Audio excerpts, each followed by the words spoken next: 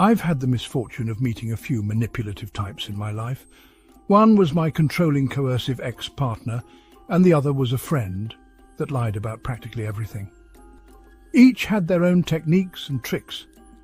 My ex would undermine my confidence and isolate me. My friend was a pathological liar and constantly gaslighted me. It's taken me a long time to recognize the dark psychology tricks manipulators use. Here's what I found out. Change the perspective from I to we, and people will align themselves with you. Queen Victoria once said, "We are not amused," which symbolized the repressed mood of the country. Manipulators know that language is a powerful tool. They use certain words to influence you. Research suggests that changing the pronoun from I to we subtly shifts our perspective on a task. Using we instead of I changes a request which can be refused to a team effort. Example, "I need you to hurry or we'll be late." Change to, "We need to hurry or we'll be late." Twist good news and you can undermine someone. Twisting good news is a favorite dark psychology trick partners and narcissistic parents use. It's a clever way of undermining your achievements. You're bursting with good news about your promotion at work or passing your exams, and the conversation goes like this. "Hey Dad, I got an A for political studies. Doesn't the grade go up to an A+? Oh well, that's still good." And now you feel deflated. Use nouns, not verbs, and you can influence a person's behavior. Back to language again.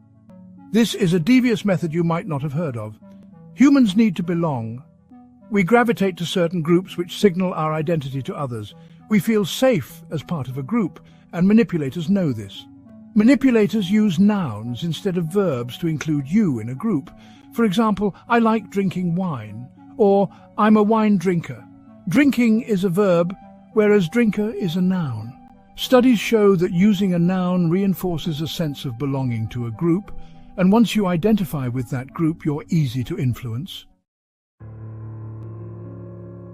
Offer something people value if you want them to help you. There's an art to asking and getting what you want. According to the 48 laws of power, appealing to someone's good nature or gratitude won't cut it. We're all busy, we don't have time. If you need help from someone, never talk about previous favors you've done or appeal to their sense of duty. Instead, offer something you know they want.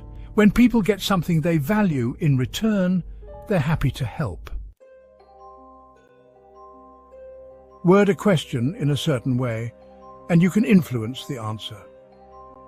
Nowadays, the police and justice system know that when interviewing children, the wording of a question can lead to false recollections. Interviewers now ask open-ended questions without input from themselves. For example, in your own words, tell me what happened, as opposed to, "Were you in your bedroom when that man touched you?" This is because studies show that you can manipulate a question to elicit a desired response. Manipulators know this. They will ask loaded or closed questions to influence you. For example, "When did you notice Maria was skiving off work?" Agree with someone who is angry or upset to get them on your side. Keeping your cool while everyone around you loses theirs is a favorite dark psychology tactic. If someone is upset or angry, saying, "That's understandable," or "I completely agree with you," or "You're right." This directs the emotion away from the manipulator. Now, because you've agreed with them, you're on their side. Compliment people behind their back and they feel grateful. Praise is a good thing, right? I mean, who doesn't like compliments once in a while? But we're talking about manipulators here. People who need external validation are rich pickings for manipulators. And don't think that praising someone behind their back stays secret for long. The compliments are bound to reach you, and now you feel grateful to the manipulator, which is exactly what they want. Not only have they influenced you, but people now think they are being genuine. For example, I could never say this to his face, but he's a really talented musician. Ask for a small favor if someone is cold towards you. It seems counterintuitive, but if someone is cold towards you, ask them for a small favor. Benjamin Franklin came up with this dark psychology trick. He suggested borrowing a book. The trick works because we do favors for those people we like. So in doing the favor, a part of your brain now thinks you like this person. Humans hate cognitive dissonance. You've also made this person feel useful, and, as we are suitably appreciative, they naturally warm to us. Saying thank you for the little things gets someone used to praise, then you can withdraw it. This is a very simple example of dark psychology tricks used by manipulators.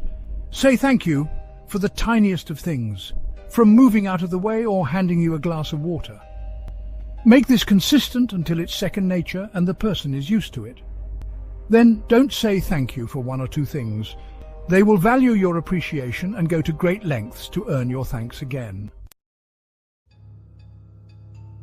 Stay calm when someone gets angry or emotional.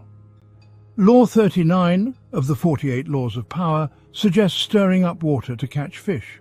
This means when someone is emotional or angry, keeping calm and under control makes them look foolish or unhinged. Manipulators know which buttons to press to trigger a person. It's like throwing a grenade into a crowd and standing back to watch the chaos. Copying someone's body language makes them feel comfortable with you. Mirroring is one of the more subtle dark psychology tricks manipulators use to inveigle their way into your life. It's so effective because it works on a subconscious level. We like people who are like us. This includes our political views, musical and literature tastes, which sports team we support, and much more. This affinity with people like us extends to body language, and manipulators fool us into thinking they're the same as we are by copying our body language. Ask for someone's advice if you want to persuade them. Studies show that if you want someone to say yes, ask them for advice, not their opinion. Asking for an opinion puts the other person at a psychological distance, makes them objective and able to critique your idea. Asking for their advice draws them in and makes them an ally of yours.